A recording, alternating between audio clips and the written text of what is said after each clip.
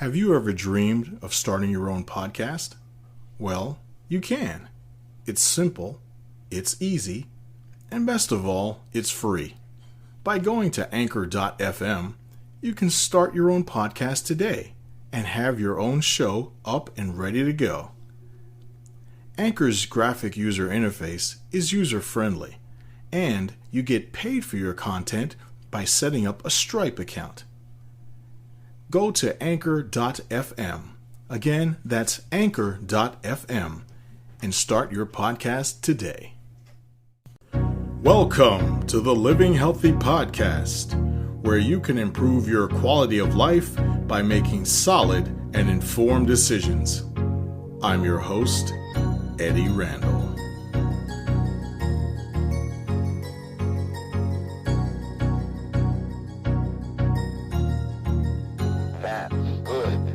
Thank you for joining me this evening for Season 2, Episode 2 of the Living Healthy Podcast. Tonight's podcast is entitled Foods and Methods That Boost Mental Health. It is no secret that eating healthy improves your overall health and well-being. Eating healthy decreases the risk of cardiovascular ailments such as obesity, kidney disease, and diabetes. Eating healthy can also improve mood and mental health. It makes sense as the cliché states that you are what you eat. Poor nutrition can propagate or mitigate depression, ADHD, schizophrenia, bipolar disorder, and other mental issues. A healthy diet can also promote cognitive health and help to prevent disorders such as dementia and Alzheimer's later on in life. This is ever so important as Alzheimer's can begin to change the brain in people as early as the age of 40. Processed foods, enriched foods, and high sugar content can induce oxidative stress and inflammation, which can harm mental health. How foods impact mental health. It all starts in the gut. Gut health is gaining more traction as doctors and scientists are gaining more information on how important it is to the body. As an example, optimal stomach health plays a huge role in immune function. I covered that in a podcast back in Season 1. If you've not heard that, I advise to please check it out. It's called Promoting Immunity Through Stomach Health and Wellness. In regard to mental health, the nutrients you absorb influence neural pathways. FrederickHealth.org states that 95% of serotonin is produced in the GI tract, and the good bacteria helps to aid in absorption and the activation of neural pathways. The vagus nerve is the main part of the parasympathetic nervous system.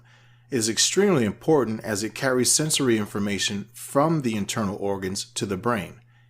Examples of vagus nerve responsibility include taste, sensory information from heart and lungs, as well as heart rate, breathing, and digestion. It plays a role in digestion via neural pathways via the stomach, which in turn can influence mental health. On psychologytoday.com, they state that the vagus nerve links mental and physical processes and plays a role in mental health by regulating mood. Eating healthy foods keeps you in a good mood and can improve mental health. It's vital to eat regular meals in normal portions. In juxtaposition, crash dieting over a period of time will leave you lethargic and unable to think clearly. In general, it's best to avoid eating large amounts of food that boosts glucose quickly. It's also beneficial to avoid excessive amounts of caffeine. Keeping blood glucose regulated along with caffeine can greatly affect mood. Diets consisting of vegetables, healthy oils, and foods that are rich in minerals, vitamins, and nutrients are not only the best for the body, but they are best for the brain as well. There's an article published in the Indian Journal of Psychiatry called Understanding Nutrition, Depression, and Mental Illness. It was written by Sathi Anayara Yanarayo, Asha, Ramesh, and others. They state that deficiencies in vitamins, minerals, and omega-3 fatty acids are common in people who suffer from mental disorders. They further state that supplements containing these nutrients help to alleviate mental disorders. How processed foods impact mental health.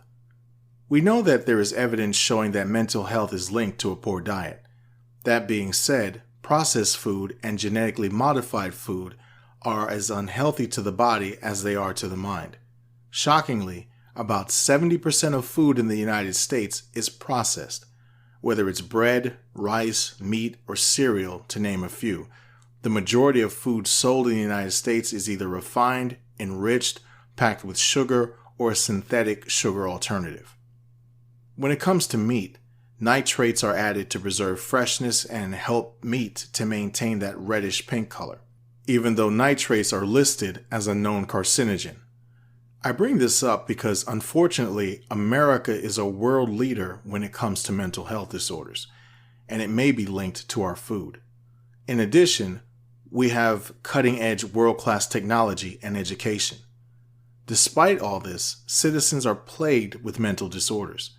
The CDC states that over half of all Americans will have a mental disorder at some point. They go on to state that 1 in 5 Americans will develop a mental disorder at any time, and 1 in 5 children have or will develop a mental disorder as well. Finally, they state that 1 in 25 Americans will have a significant mental disorder. To me, those numbers are high, and I'm not denying that genetics play a factor. However, you would figure in a land where we have unbridled freedom and can literally do whatever we want and live carefree, that we would be as happy and as content as we could ever be. Now, it's either genetics that are the issue, or the things that we are eating, or a mixture of both. Given my education and background, I think that genetics play a part, but the substantial element is what we eat. This is why, as people gain more education and awareness and held manufacturers accountable, that organic grocery stores are now common in juxtaposition to 20 years ago. When I was in college, I took abnormal psychology and learned that the American Psychiatric Association produces the Diagnostic and Statistical Manual of Mental Disorders. Essentially, doctors get together and they determine what is and what is not a mental disorder. I don't know their complete process for criteria, but what they do is look at disorders, and 1 year something would be considered a mental disorder. The next year or so, that same disorder would be reclassified and removed, as it would be considered not a mental disorder, but something normal in society. This happened as America became more accepting, more open, and more politically correct. Despite this, there are still so many mental disorders, and the numbers are surprising. This is what leads many to believe that diet, or an unhealthy diet, is a major contributor to mental illness. There are other factors that play a role, such as excessive drug abuse, traumatic events, and extremely violent events that usually involve death. Granted, many mental disorders are genetic, and with genetics, you can't choose your traits or change your genetic makeup that you're born with. Obviously, I'm not talking about things that people can do like get a nose job or dye their hair. I'm talking about your genome, which contains your chromosomes, which contain all your genetic information, like how tall you be, skin color, eye color, gender, and mental idiosyncrasies, etc. Foods and methods for specific illnesses. Many of the foods and methods to increase or decrease the neurotransmitters are congruent with the illness. So I will be repeating those foods and methods where they apply. That being said, the foods that I will mention, try to get them as organic. If you cannot, then you can go for conventional. Just make sure that you wash both very well and remove any pesticides. Organic foods use pesticides just like conventional agriculture. However, the difference is that organic foods use organic pesticides which do not have potential to become carcinogenic as their conventional counterpart. That being said, neurotransmitters have long been associated with mental disorders. How a person regulates neurotransmitters is inherited. An increase or inability to regulate the neurotransmitter dopamine is linked to schizophrenia. This regulation can either be responsible for too much or too little dopamine. Dopamine is a neurotransmitter that is responsible for happiness, joy, pleasure, and a feeling of well-being. The drug clozapine is perhaps the most popular drug that's used to treat schizophrenia. Clozapine helps to reduce dopamine, as an excess of dopamine can lead to conditions like hallucinations and irrational behavior, which are common symptoms of schizophrenia. Serotonin is another neurotransmitter believed to lead to schizophrenia. It's a neurotransmitter similar to dopamine, as it's associated with feelings of joy and contentment. As with dopamine, excessive levels or faulty regulation can lead to schizophrenia and irrational thought. When it comes to dopamine and serotonin, abnormal levels, whether too much or too little, are responsible for mental illness. A person can become overwhelmed by an event or events and develop schizophrenia. On mentalhealthamerica.org, they state that imbalances of serotonin and dopamine affect how the brain reacts, and the person can become overwhelmed with sensory information. Inflammation predisposes people to ailments. This can range anywhere from arthritis to cancer. Inflammation can have the same effect when it comes to the mind, and in particular, schizophrenia. And just like in the body, there are foods for inflammation that can help treat the mind. On clinicalnutritionresearch.org, there's an article by Cha and Yang called Anti-Inflammatory Diets and Schizophrenia. They state that people with schizophrenia often lack proper nutrition, and that anti-inflammatory diets, which contain omega-3 fatty acids, can decrease triggers and predisposition of the illness. Now I will get into the foods that can be used to help prevent or mitigate schizophrenia, and you would not have to worry about harmful side effects of some medications. I'm not saying to ignore your psychiatrist's advice and to not take your meds.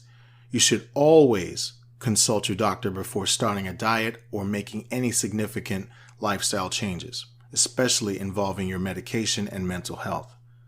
I'm just going to go over some foods that you can use to implement into your diet that are good for your body. A gluten-free diet has been recommended for the treatment of schizophrenia. Schizophrenia and celiac disease have often been diagnosed in the same patient, but not always. The two conditions are linked in that celiac disease occurs when the immune system attacks the body when you eat anything with gluten in it. When the body is unable to digest gluten, the excess gluten forms gluteomorphins and can influence behavior and cause mental issues. For this reason, many believe that a gluten-free diet can and does help to alleviate schizophrenia. There's a study published in the Journal of Psychiatry and Neuroscience. It was conducted by Kelly, Demjanovich, Rodriguez, and several others. Their article is called Randomized Controlled Trial of a Gluten-Free Diet in Patients with Schizophrenia Positive for Anti-Gliadin Antibodies, AGA-IgG, a pilot feasibility study. Their participants had high levels of AGA-IgG, which results when excess gluten makes its way into the bloodstream. These participants did not have celiac disease, but did suffer from schizophrenia. They were given a 5-week gluten-free diet, and at the end of the study, they discovered that the participants' psychiatric health improved dramatically. Foods to avoid on a gluten-free diet include bread, wheat germ, barley, rye, spelt, enriched flour, gram flour, and beer. Foods that you can eat include rice, quinoa, cornmeal, beef, chicken, turkey, salmon, tuna, and literally all fruits and vegetables. Limiting gluten not only helps alleviate schizophrenia symptoms, but it can also improve digestive health. And this is vital, as most psychiatric drugs are notorious for causing weight gain. As I suggest with all diets, please consult your PCP before making any drastic changes. Bipolar disorder is another mental disorder where people experience extreme highs and extreme lows. Other symptoms include suicidal thoughts, depression, being overjoyed and overly energetic. As with other mental illnesses, bipolar disorder is thought to arise from a traumatic event, a life-changing event, or it can be inherited. The imbalance of these neurotransmitters include the following: acetylcholine, dopamine, gamma-aminobutyric acid, glutamate, norepinephrine, and serotonin. Low levels of acetylcholine are associated with mania, which describes the excessive, overjoyed feeling that people with bipolar disorder experience. Increased levels of dopamine are also associated with mania, and this is why most doctors prescribe lithium, as lithium works to lower the levels of dopamine. Gamma-aminobutyric acid, also known as GABA, is an inhibitory neurotransmitter. It prevents the nervous system from becoming overly excited, and the anti-seizure medication gabapentin is often prescribed. GABA levels are typically low in a person with bipolar disorder. This can lead to anxiety and depression. I wanted to take a moment to say thank you for supporting the podcast. The Living Healthy podcast is listed on many platforms, including Anchor, Amazon Music, iHeartRadio, Google Podcasts, Spotify, Bullhorn, and many others.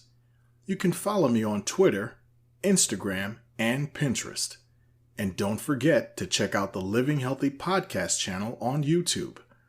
Also, if you have any questions or would like me to discuss a particular topic, or you'd like to be a guest on the show, please contact me at livinghealthy@gmail.com. Glutamate is a vital neurotransmitter that is used in cell signaling. A person with bipolar disorder will have elevated levels, and these elevated levels can cause PTSD, anxiety, depression, ADHD, and obsessive compulsive disorder. Norepinephrine works as a hormone and a neurotransmitter. What it does is it aids in the fight and flight regulation. Elevated norepinephrine leads to anxiety attacks, panic attacks, and a feeling of being overjoyed, which is classic in bipolar disorder. In cases where norepinephrine is low, it can cause severe depression, which is also a symptom of bipolar disorder. Low serotonin levels are also found in patients with bipolar disorder. Serotonin is a hormone that works in digestive health as well as regulation of mood and happiness. Decreased levels result in depression, anxiety, as well as sleep disorders. There are several foods that you can try to help ease the symptoms of bipolar disorder. In regard to a low acetylcholine, you can eat foods rich in choline, which can then be converted in the body to acetylcholine. Food rich in choline include milk, yogurt, eggs, mackerel, salmon, chicken, pork, lamb, and beef. Dopamine is not only linked to mental illness, but it's also tied in with addictive behavior involving food and drugs. Excessive dopamine results in obesity and other health issues. Methods to try to reduce dopamine include exercise, basically anything that can tire you out like cycling, weightlifting, squats, push-ups, curls, etc. You can also stop yourself from engaging in an addictive, overly pleasurable, or spontaneous experience. When you give in to addiction, pleasure, or spontaneity, this increases dopamine levels. Some foods to avoid are excess sugar, high fatty foods, caffeine, and soda. As far as GABA, foods that increase it are fish, mushrooms, sweet potatoes, rice, cabbage, broccoli, Brussels sprouts, spinach, tomatoes, beef, lentils, and garlic.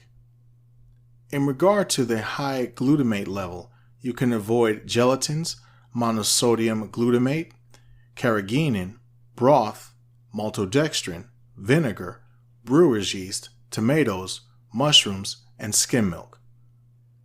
Low GABA and high glutamate have both been implicated in bipolar disorder.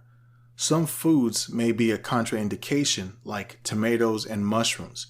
You know your body. You know how your body reacts to certain foods. So it would be ideal to pay attention to what works for you. And as I always say, consult your PCP. Norepinephrine levels are known to be on both ends of the spectrum, high and low, in a person that has bipolar disorder.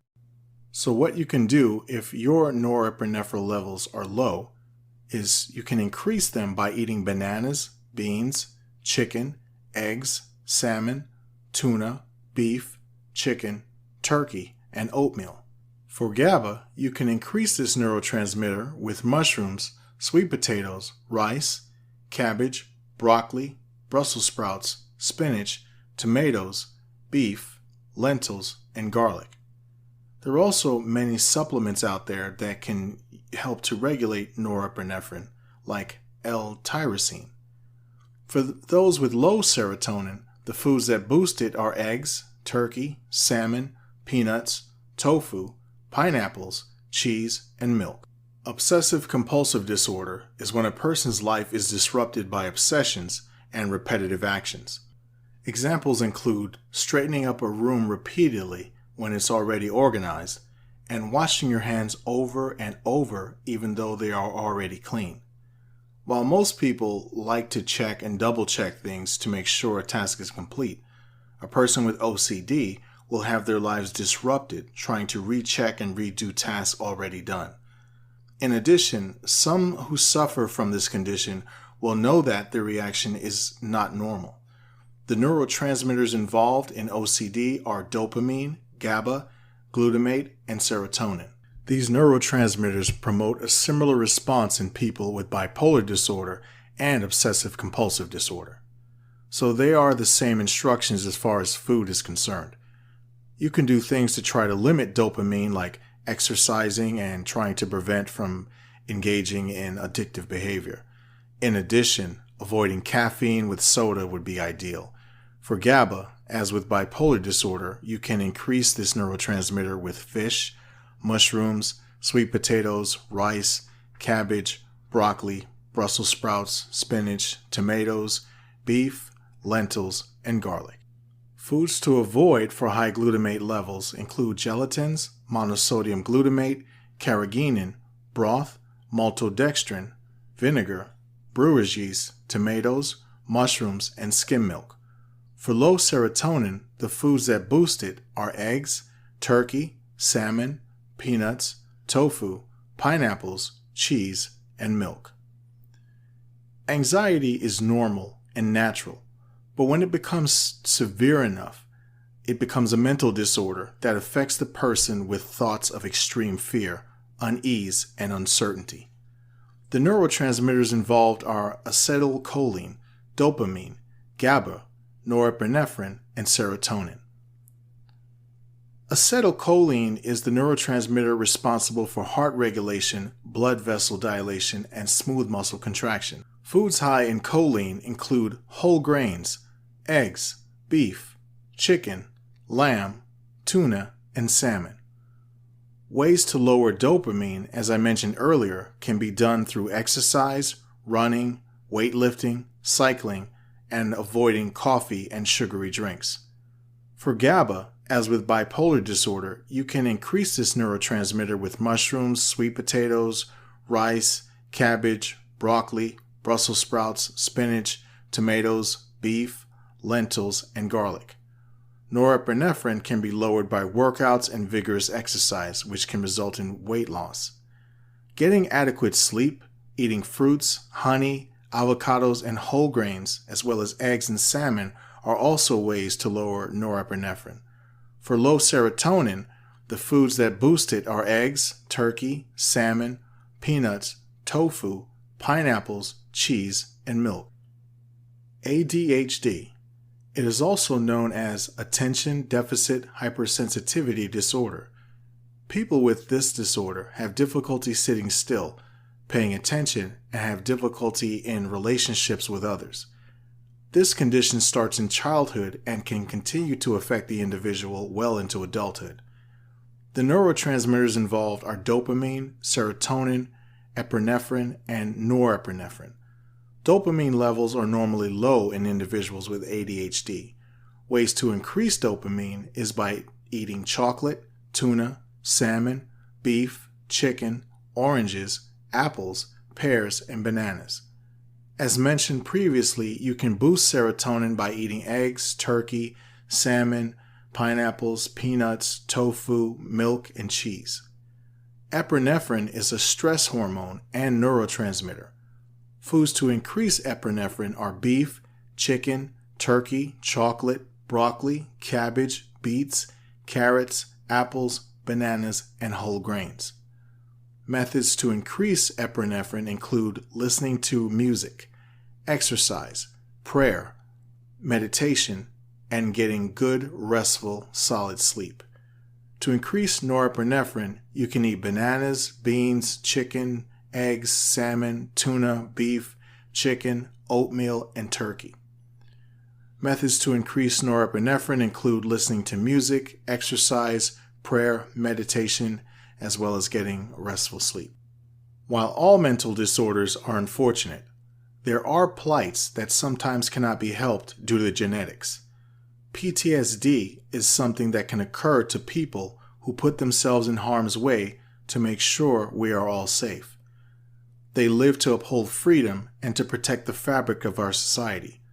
This can be anyone, but not limited to EMTs, police, firefighters, Army, Air Force, Marines, and Navy members. PTSD is a disorder where people witness or go through a very traumatic event. There can be triggers that initiate flashbacks of the event.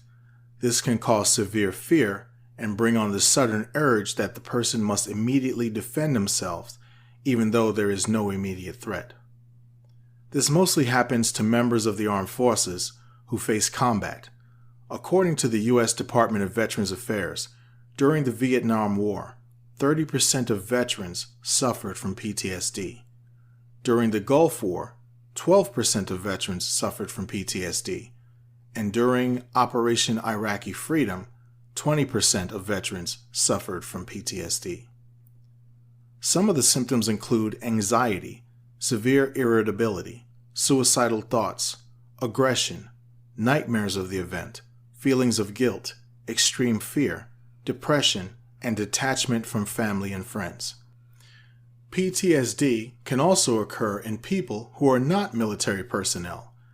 A traumatic, life-changing event like witnessing a horrific car accident involving death, or what a woman may feel if she's raped. For PTSD, norepinephrine, serotonin, and dopamine would be in high concentration, and GABA would be at a low concentration. The best treatment involves trauma-focused psychotherapies. This involves cognitive processing therapy, where you talk about the event and focus on how you think about it. It also involves stress inoculation training, where exercises in dealing with stress and anxiety are taught. PTSD.va.gov states that cognitive processing therapy tries to get at the basic understanding of the event and helps the individual understand and process the event. There are also medications that can help PTSD, as with all mental disorders. Avoid processed foods. Avoiding processed foods is paramount when it comes to health and wellness, and that is something we all strive for and talk about on a regular basis. However, when we think of this, we're thinking about losing weight, getting fit, and staying fit and extending life.